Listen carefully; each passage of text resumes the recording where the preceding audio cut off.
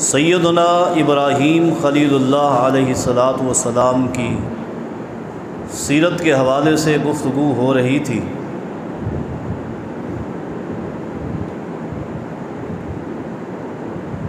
سیدنا ابراہیم خلیل اللہ علیہ الصلاۃ والسلام کی سیرت، آپ کے کردار اور آپ کے دین کے متعلق اللہ رب کریم نے نبی علیہ الصلاۃ والسلام کو بھی اور پوری امت کو بھی یہ حکم دیا ہے کہ ابراہیم علیہ الصلاۃ والسلام کی اتباع کریں۔ اور قرآن کریم کے اس مقام پر فرمایا قد کانت لکم اسوۃ حسنۃ فی ابراہیم، کائنات کے لوگوں، ابراہیم علیہ الصلاۃ والسلام کی سیرت و کردار تمہارے لیے اسوہ حسنہ ہے۔ اللہ تعالیٰ کی محبت کا اظہار اور اللہ تعالیٰ کے دشمنوں سے نفرت کا اظہار جو ابراہیم علیہ الصلاۃ والسلام نے کیا ہے، وہی کردار آپ نے اپنانا ہے۔ سیدنا ابراہیم علیہ الصلاۃ والسلام کی شان اور عظمت کا اندازہ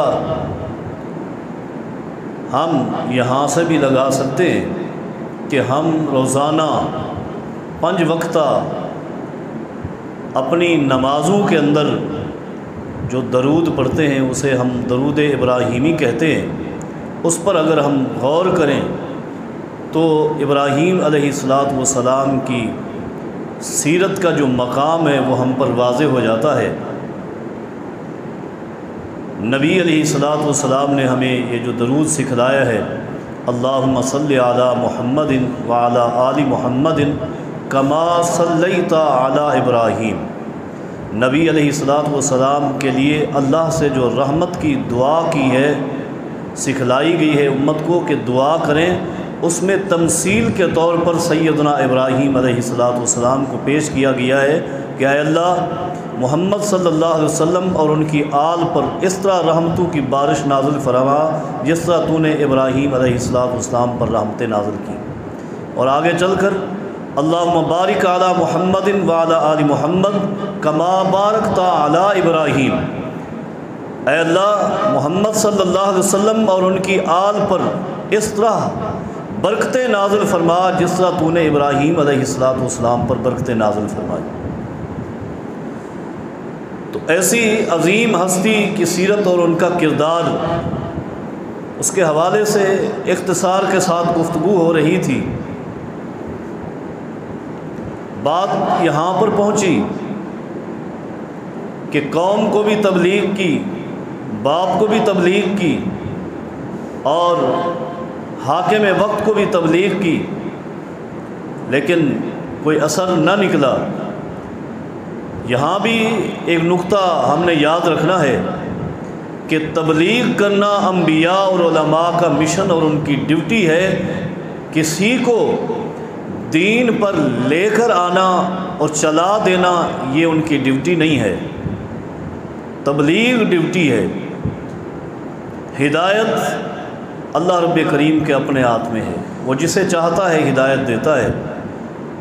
ورنہ نبی علیہ الصلاۃ والسلام اپنے چچا ابو طالب کے لیے اس کی زندگی کے آخری سانسوں میں بھی کوشش کر رہے تھے کہ یہ ہدایت پر آ جائے، اور اتنا بھی فرمایا کہ قل یا عمی لا الہ الا اللہ، چچا جان لا الہ الا اللہ پڑھ لو، اگر اللہ زندگی دے دے تو عمل کر لینا، اگر زندگی ختم ہو جائے تو احاج لک بہا عند اللہ، تیرے اسی کلمہ کو لے کر میں اللہ کے پاس جاؤں گا اور تیرے لیے سفارش کروں گا۔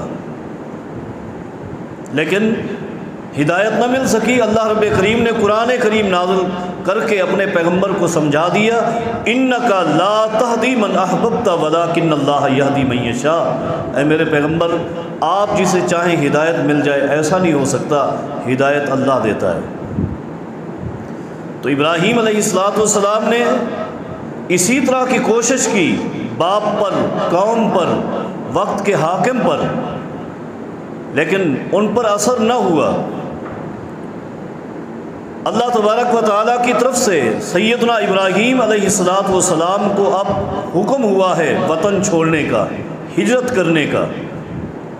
فرمایا انی ذاہب الی ربی سیہدین، میں اپنے رب کے حکم پر چلا جاؤں گا، میرا رب میری رہنمائی فرمائے گا۔ ابراہیم علیہ السلام کا جو علاقہ ہے جہاں پیدا ہوئے ہیں وہ عراق میں دریائے فرات کا کنارہ ہے، ایک علاقہ جس کا پرانا نام ار تھا، جدید نام ہے اس کا تل ابیب۔ یہ جو تل ابیب آج کل جو معروف ہے نا، یہ ابراہیم علیہ السلام کی پیدائش کا علاقہ ہے، یہاں پیدا ہوئے اور یہاں رہتے تھے۔ اللہ پاک نے جب ہجرت کا حکم دیا تو سیدنا ابراہیم علیہ السلام وہاں سے ہجرت کرتے ہیں، چلتے ہیں۔ اور کتنے افراد ہیں؟ صرف 3 افراد ہیں۔ ابراہیم علیہ السلام، آپ کی بیوی سیدہ سارہ اور چچا زاد سیدنا لوط علیہ السلام،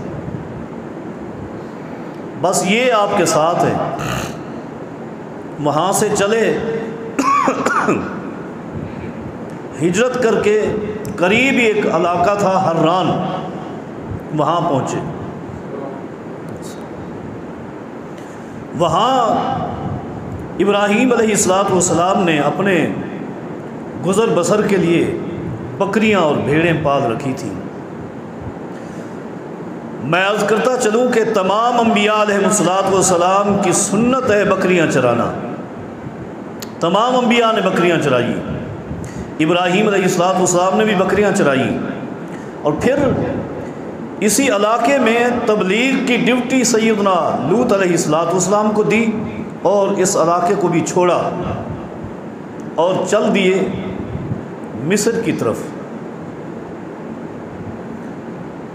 جب سیدنا ابراہیم علیہ السلام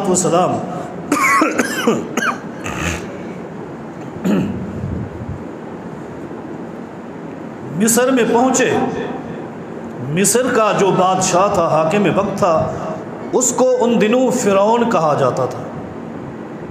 یعنی فرعون کسی خاص بندے کا نام نہیں تھا اس وقت، جو سلطنت پہ بیٹھتا یعنی حاکم وقت ہوتا اس کو فرعون کہا جاتا تھا۔ اس وقت کے فرعون نے جب یہ خبر پائی، اسے بتایا گیا کہ ابراہیم علیہ السلام یہاں ایک قافلے میں جا رہے ہیں اور ماہو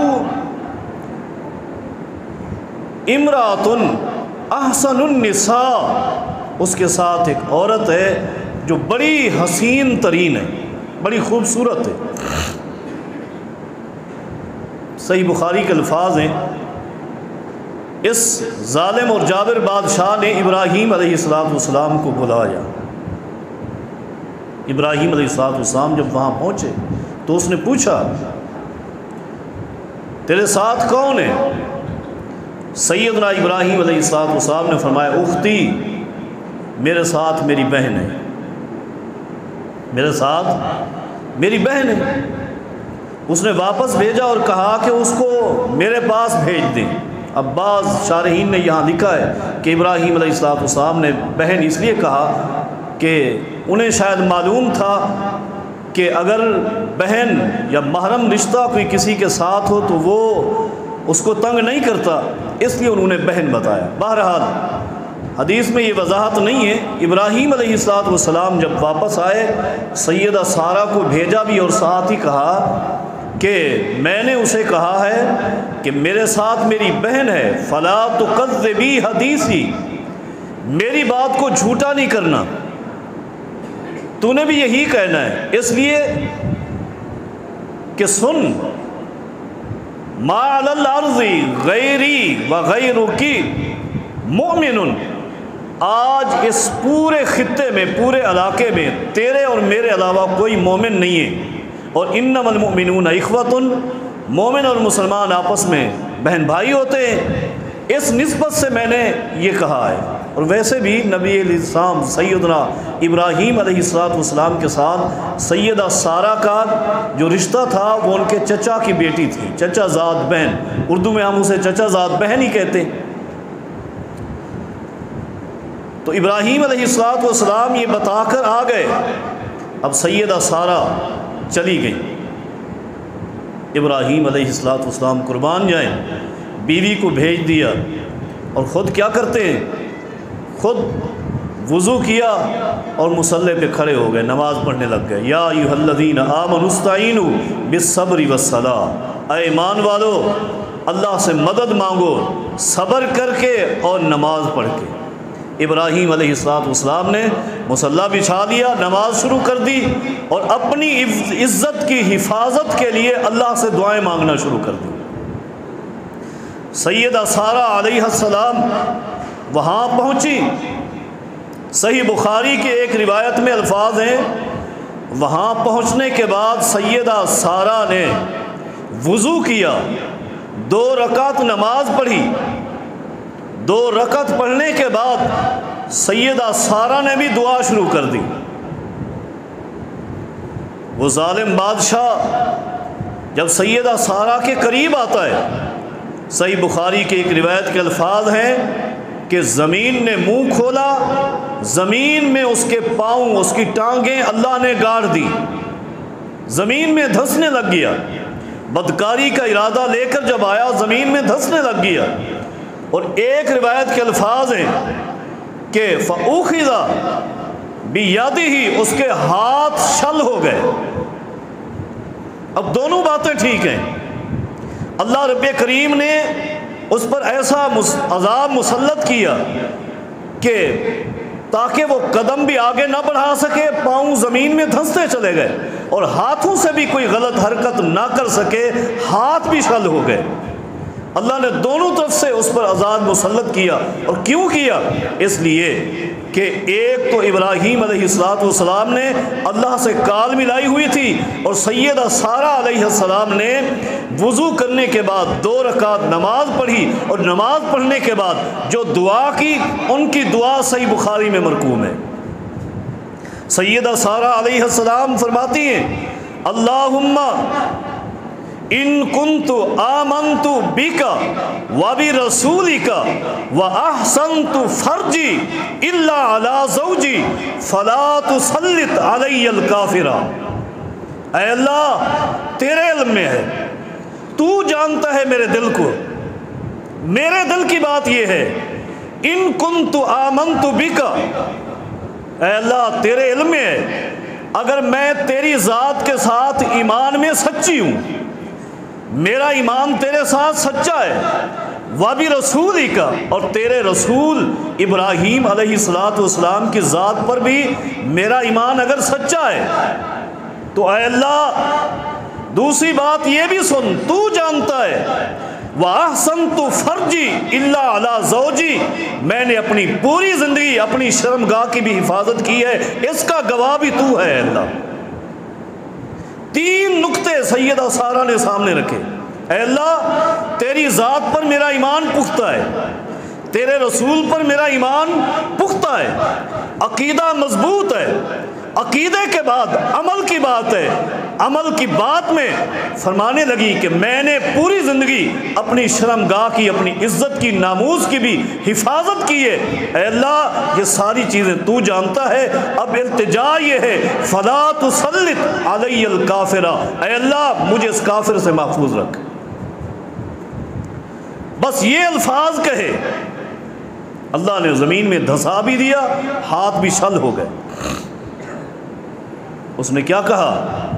ادع اللہ ولا ازرکی، اللہ سے دعا کر، اپنے رب سے میرے لیے دعا کر، میں وعدہ کرتا ہوں میں ٹھیک ہو جاؤں، تجھے کوئی نقصان نہیں پہنچاؤں گا۔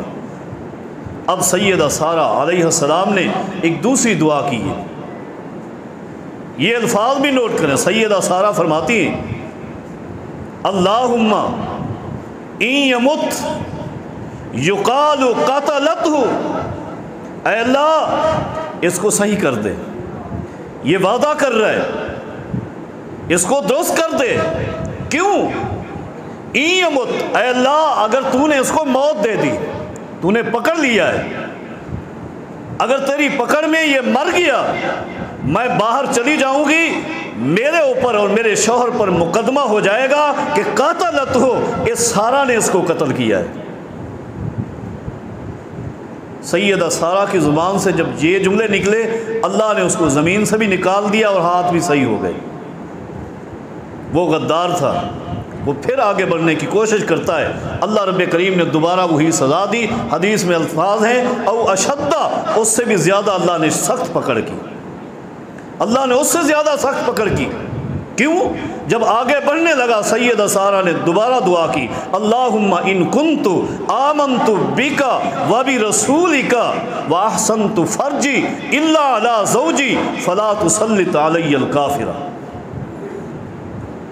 یہ معاملہ ہوتا رہا، 3 مرتبہ یہ معاملہ ہوا، آخر کار اس نے دیکھ لیا کہ میں کچھ نہیں کر سکتا۔ کیا کیا؟ اپنے خادم کو، خدام کو بلایا، اپنی بیٹی خدمت کے لیے دی۔ سیدہ سارہ علیہ السلام جب اس کی بیٹی کو لے کر واپس آئی تو مصلی پہ سیدنا ابراہیم علیہ السلام موجود ہیں۔ ابراہیم مصلی پہ موجود ہیں، نماز میں اللہ سے التجائیں کر رہے ہیں۔ نماز سے فارغ ہوئے، فوراً پوچھا کیا بنا؟ سیدہ سارہ علیہ السلام نے پورا واقعہ سنایا اور بتایا کہ یہ تحفے میں اس نے دی ہے کہ یہ تمہاری خدمت کرے گی۔ یہ سیدنا ابراہیم علیہ السلام کی وہ ہجرت تھی مصر کی طرف۔ دوبارہ سیدنا ابراہیم علیہ السلام واپس پلٹے، اسی علاقے میں سیدنا لوط علیہ السلام کے ساتھ ملاقات ہوئی، وہاں رہے۔ پھر وہاں کے لوگوں نے ایمان قبول نہیں کیا، دعوت قبول نہیں کی، وہاں سے پھر فلسطین چلے گئے۔ فلسطین میں رہتے ہوئے جب اس ملنے والے تحفے سے بھی شادی کر لی، سیدہ سارہ کے کہنے پر، یعنی سیدہ ہاجرہ سے جو اس بادشاہ نے دی تھی، ان سے بھی شادی کر لی۔ اب عمر ہو چکی ہے 80 برس۔ اللہ رب کریم کی طرف سے ایک حکم آیا ہے ابراہیم علیہ السلام کو اپنا ختنہ کرنے کا، ختنہ کیا۔ اس کے بعد چلتے چلاتے حدیث میں آتا ہے کہ جب 86 برس سیدنا ابراہیم علیہ السلام کی عمر ہوئی تو ابراہیم علیہ السلام کافی عرصے سے اب دعائیں کر رہے تھے۔ دعا کیا کر رہے تھے؟ رب ہب لی من الصالحین، رب ہب لی من الصالحین، اے اللہ مجھے بیٹا عطا کر اور بیٹا بھی نیک ہو۔ آج ہم بیٹا مانگتے ہیں، اے اللہ ہمیں بیٹا عطا کر، لیکن پیغمبر کی دعا کیا ہے؟ اے اللہ بیٹا عطا کر اور بیٹا بھی نیک عطا کر، تاکہ وہ بڑا ہو کر میرے مشن کو مجروح نہ کرے بلکہ میرے طریقے پر چلے۔ رب ہب لی من الصالحین۔ دعائیں لمبی دعاؤں کے بعد 86 سال کی عمر میں اللہ رب کریم نے ایک بیٹا عطا کیا ہے، سیدنا اسماعیل علیہ السلام۔ اب یہ بیٹا جب آ گیا ہے، اتنی عمر ہو چکی، بڑی لمبی دعائیں کی، بیٹے کے ساتھ بڑی محبت ہے۔ اس محبت کو دیکھ کر اللہ رب کریم نے ایک اور امتحان لینا چاہا کہ کہیں میرا خلیل، میرا ابراہیم بیٹے کے ساتھ اتنی محبت تو نہیں کر رہا کہ میری محبت میں کمی آ رہی ہے۔ اللہ رب کریم نے حکم دیا کہ اے ابراہیم، اس بیٹے کو اور اس کی والدہ کو، دونوں کو ایک جنگل میں چھوڑ کر آ جاؤ۔ جنگل بھی کیسا؟ غیر ذی زرع، جہاں پانی کی ایک بوند نہیں، ایک قطرہ نہیں، کوئی سبزہ نام کی کوئی چیز نہیں، بس سنگلاخ پہاڑ ہے، بڑے عجیب سے پہاڑ ہیں، کچھ نہیں اگتا، وہاں بھیج دیا۔ ابراہیم علیہ السلام اپنی بیوی کو اور اپنے لخت جگر کو لے کر چلے گئے، کہاں؟ جہاں آج بیت اللہ ہے، اللہ کے حکم سے لے کر چلے گئے۔ زمزم کا کنواں جہاں ہے اس کے قریب جا کر ایک درخت کے نیچے اپنی بیوی کو اور بیٹے کو وہاں چھوڑا، فوراً ان سے رخ پھیرا۔ ہاں صحیح بخاری کے الفاظ ہیں، ان کو ایک جراب کھجوروں کی، ایک تھیلی کھجوروں کی دی، وَسِقَا فِيهِ مَاء، اور ایک مشکیزہ دیا جس میں پانی تھا کہ یہ کھجوریں کھاتی رہے اور یہ پانی پیتی رہے۔ یہ کہنے کے بعد فوراً ان سے رخ پھیرا اور چل پڑے۔ صحیح بخاری کے الفاظ ہیں، سیدہ ہاجرہ علیہ السلام پیچھے دوڑی اور کہنے لگی ابراہیم این تذہب، ऐन तज़हबु व तत्रुकुना, कहाँ जा रहे हैं हमें यहाँ छोड़कर, और ऐसी जगह पर जहाँ कोई इंसान नहीं, इंसान नाम की कोई चीज़ नहीं, छोड़ के जा रहे हो।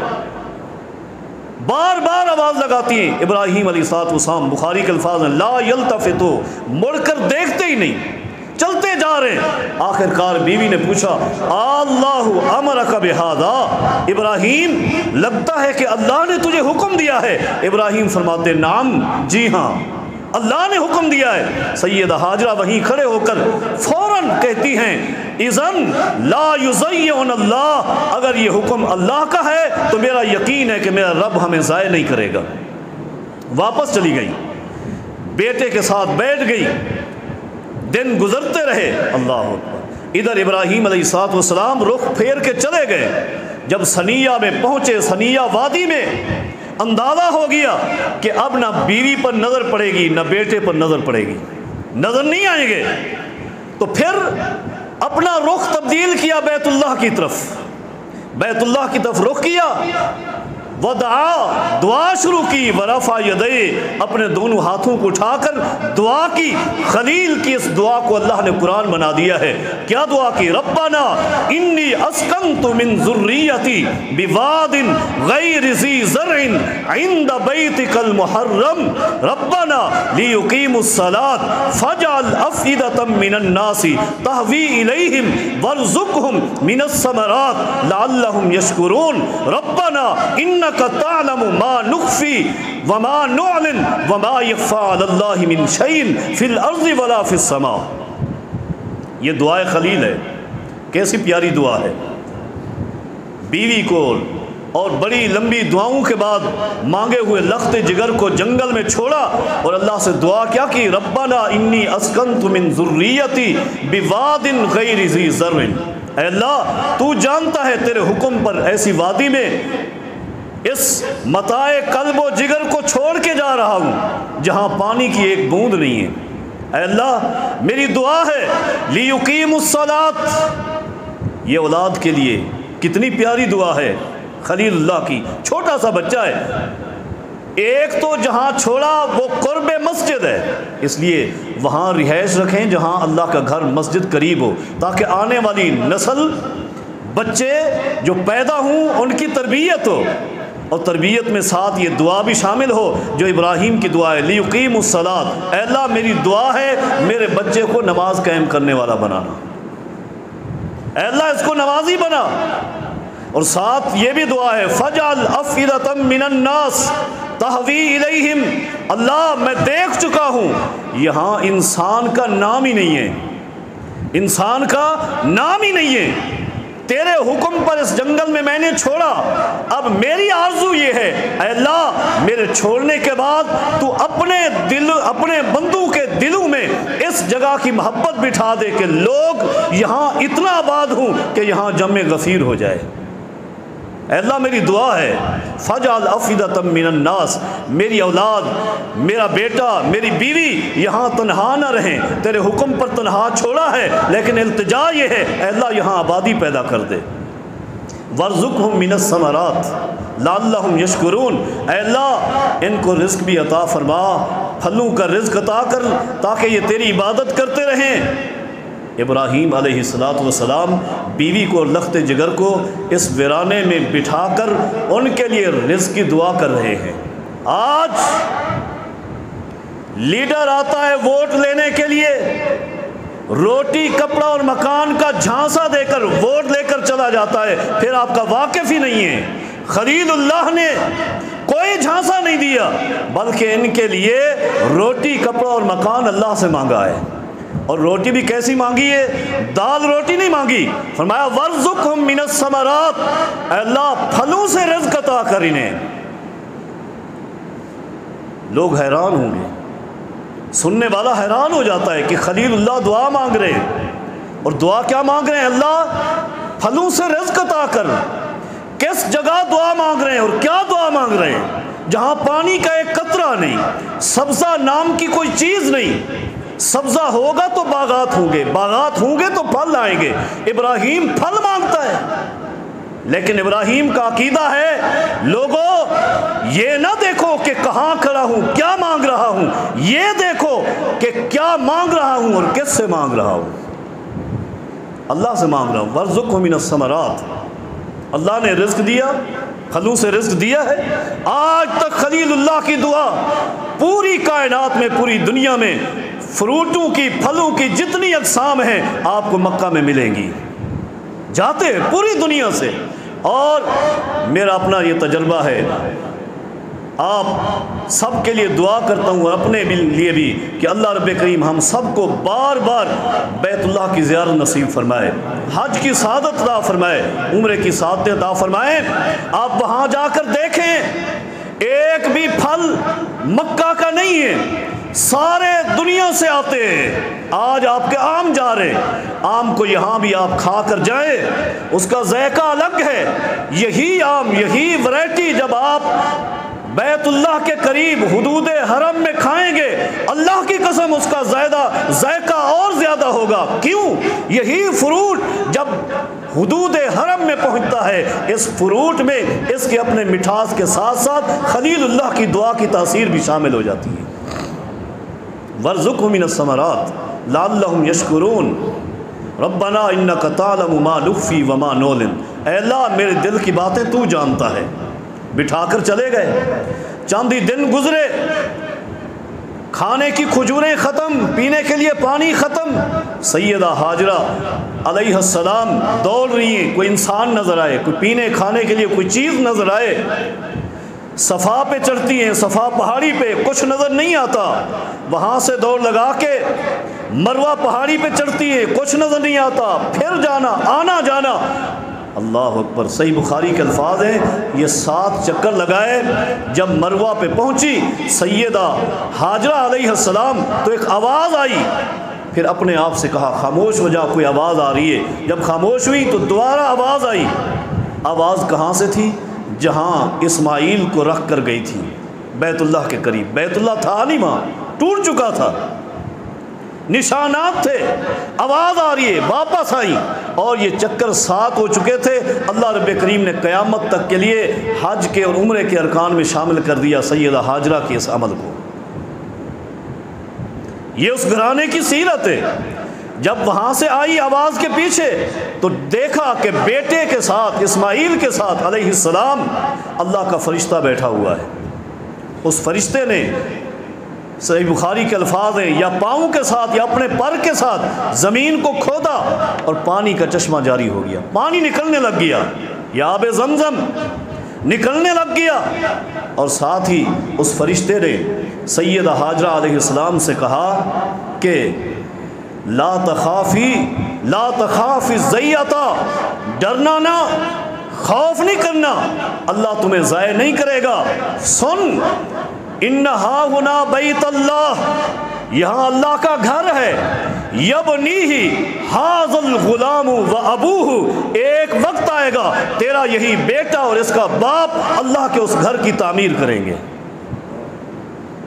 بیٹھ گئی، زمزم پی رہی، اور زمزم کے اندر اللہ نے یہ تاثیر رکھی ہے کہ جس نیت سے آپ پئیں گے اللہ وہی پوری کرے گا۔ پیاس لگی ہے، پئیں، پیاس بجھ جائے گی۔ بھوک لگی ہے، زمزم کا پانی پئیں، بھوک ختم ہو جائے گی۔ سیدنا ابو ذر رضی اللہ تعالیٰ عنہ دین اسلام کی تلاش میں آئے تھے، بڑی طویل حدیث ہے، مسلسل 1 مہینہ کچھ نہیں کھایا، کچھ اور نہیں پیا، صرف زمزم پیتے رہے۔ فرماتے ہیں کہ لوگ مجھے پہچان نہیں سکتے تھے، میں پہلے سے زیادہ موٹا تازہ ہو گیا۔ یہ زمزم ہے، ماء زمزم لما شرب لہ، زمزم کے پانی کو جس نیت سے آپ پئیں گے اللہ وہی پوری کرے گا۔ یہ تو پیاس بجھانے کی بات ہے، یہ تو بھوک ختم کرنے کی بات ہے۔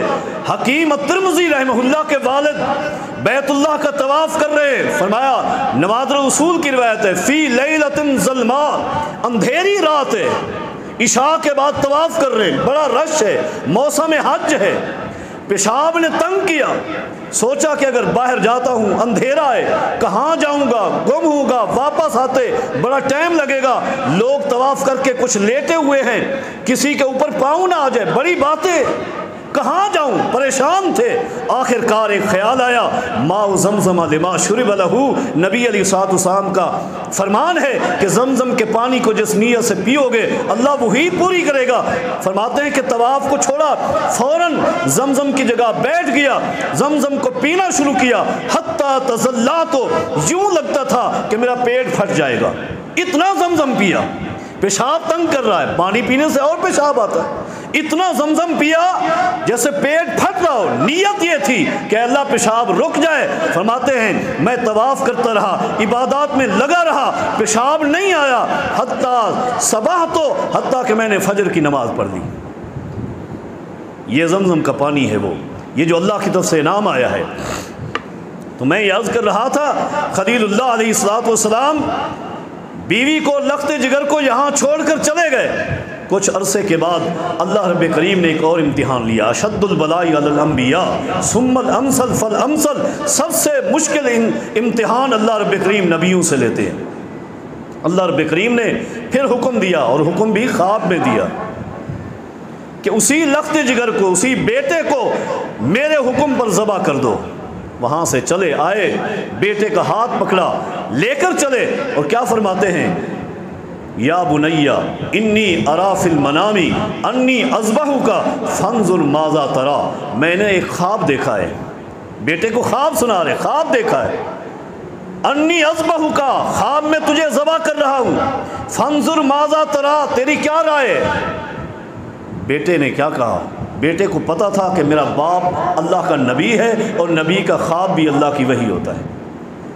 بیٹے نے کوئی نہیں سوچا، کسی سے مشورہ نہیں کیا، 13 سال کی عمر ہے سیدنا اسماعیل کی علیہ السلام، فوراً جواب دیتے ہیں، یا ابا تفعل ما تؤمر، ابا جو اللہ نے تجھے حکم دیا ہے وہ کر دے۔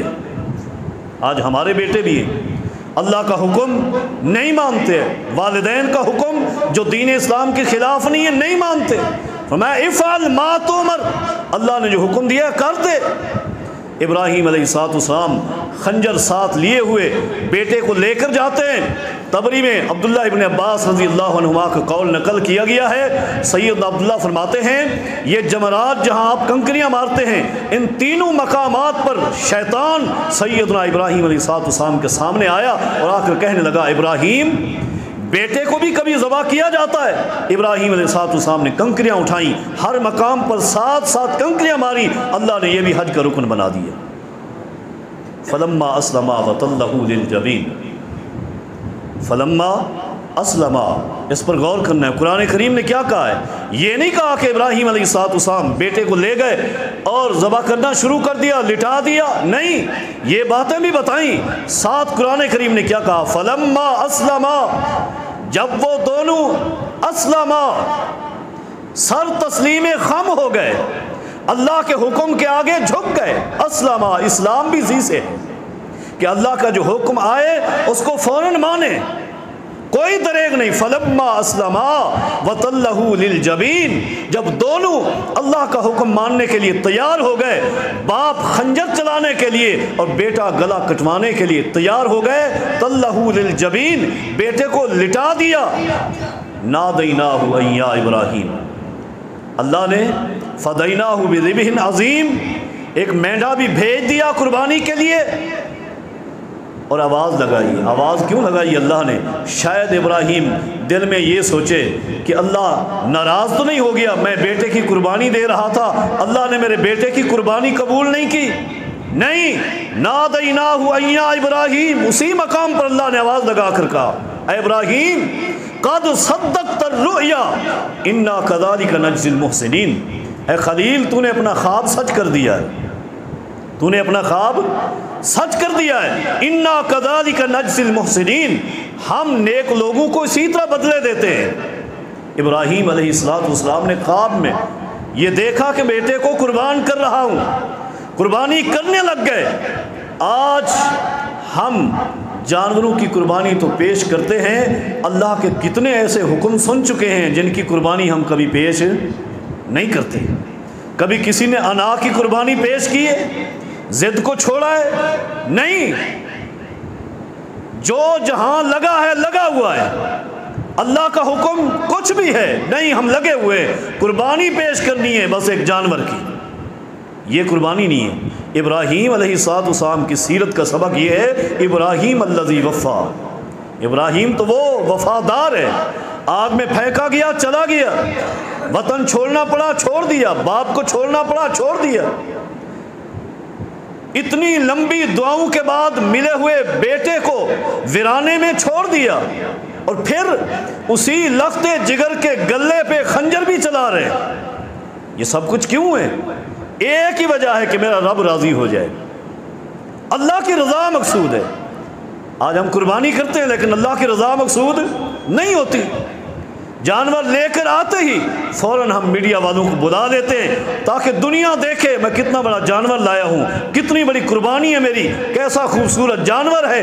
خلیل اللہ نے کسی میڈیا والے کو نہیں بلایا، اخلاص تھا، اللہ نے رہتی دنیا تک اس خلیل کی قربانی کا نقشہ لوگوں کے دلوں میں بٹھا دیا، کسی کو نہیں بلایا۔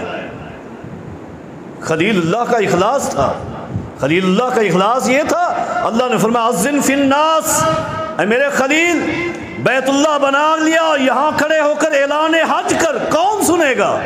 دنیا ہی نہیں، کوئی رہتا نہیں، ہم 2-3 افراد ہیں، کون سنے گا؟ تبلیغ کہاں تک پہنچے گی؟ تبلیغ دور کیسے پہنچے گی؟ کوئی نیٹ سسٹم نہیں، میڈیا سسٹم نہیں۔ اللہ نے فرمایا خلیل تو یہاں ویرانے میں کھڑے ہو کر اعلان تو کر، عالم ارواح میں یہاں روحیں پڑی ہیں، تیرا یہ اعلان سنا کر ان سے لبیک نہ کہلواؤں تو میں رب بھی نہیں ہوں۔ اخلاص ہو، دین قربانیاں بھی مانگتا ہے، اخلاص بھی مانگتا ہے۔ عقیدے پہ جہاں اڑے ہوئے اور رشتہ داروں میں اقربا میں جو معاملات ہمارے دین سے ہٹ کر چل رہے ہیں، ہم اڑے ہوئے، کوئی قربانی نہیں۔ یہ کیا قربانی؟ عزیز ساتھیو، اللہ رب کریم نے یہ جو فرمایا ہے قد کانت لکم اسوۃ حسنۃ فی ابراہیم، ابراہیم علیہ السلام کی ذات تمہارے لیے اسوہ حسنہ ہے، تو ابراہیم علیہ السلام کی زندگی کی ایک ایک ادا کو دیکھیں اور اپنی سیرت کو، اپنے اخلاق کو، اپنے عقیدے کو چینج کریں۔ اللہ رب کریم مجھے اور آپ کو فہم عطا فرمائے۔ اقول قولی ھذا استغفر اللہ لی ولکم ولسائر المسلمین۔